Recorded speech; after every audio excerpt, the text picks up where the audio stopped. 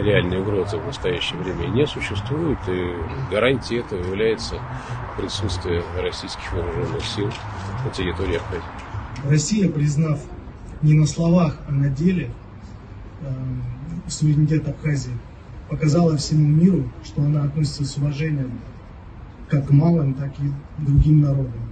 Как в свое время добровольцы из ДНР и ЛНР помогли абхазскому народу отстоять в тяжелой борьбе, в кровавой борьбе свое право на самоопределение, так и сегодня абхазский народ помогает народу ДНР и ЛНР отстоять свое право на независимость.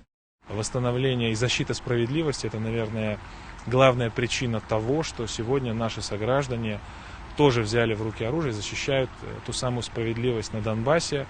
Мы желаем всем, кто взял в руки оружие, стойкости. Сегодня это не локальная специальная военная операция, это на самом деле военная операция, имеющая глобальный эффект. И самая главная ее задача – это защита справедливости.